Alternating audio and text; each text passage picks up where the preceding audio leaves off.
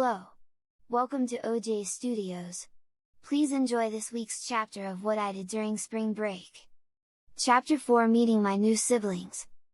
Stephen led me down the hallway to a room where Abby and Justin were.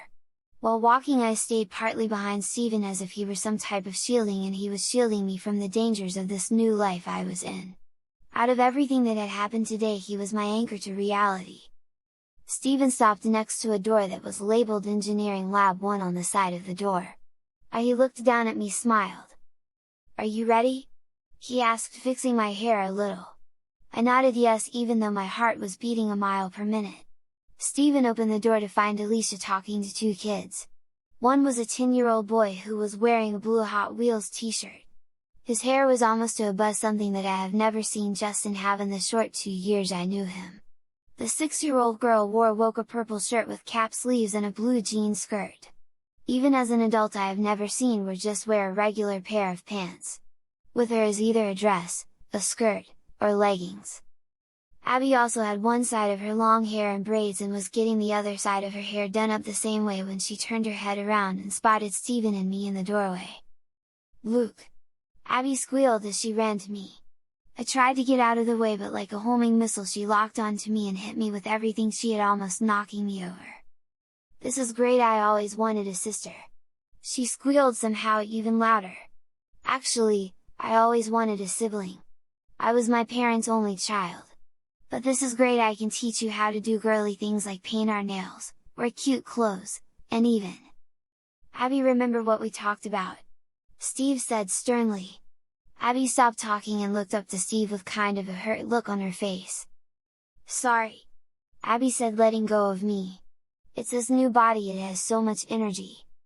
"I see that," I said. It was weird seeing Abby like that. Last time I saw her I was only a few inches taller than her. Now she came up to about my chest. I looked down at her and saw the same green eyes that I now had, even more confirmation that me and her were siblings now.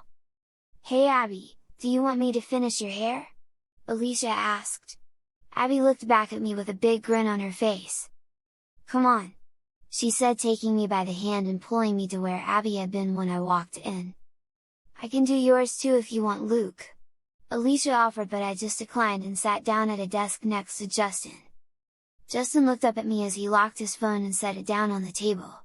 He seemed to study me as I did the same to him. He looked a lot like Stephen, and I wondered if Justin took more after Stephen and me, and Abby took more after the mysterious unknown hair donor that was friends with Abby. Justin blinked his green eyes at me and titled his head. "Are you okay?" Justin asked. "Yeah, it's just weird seeing you like this," I said, realizing that I had stared at him way too long. "You should be the one to talk," he said, looking at me up and down. Personally, I was hoping Abby would be turned into a boy.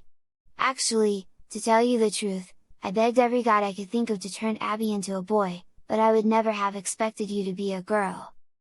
"Yeah, I guess I'm that unlucky." "Don't look at it like that. I mean, do not get me wrong, if I were changed into a girl, I would go crazy.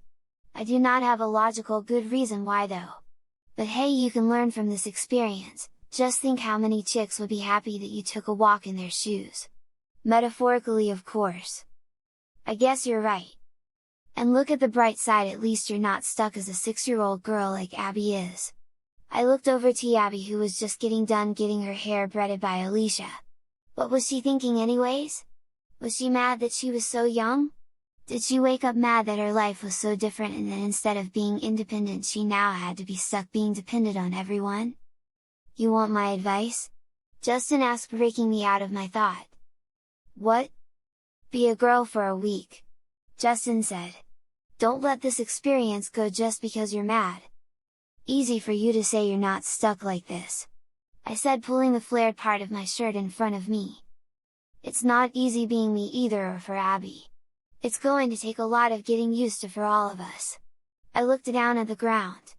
Justin was right, of course. But that still doesn't mean that I like the idea of being stuck as a girl.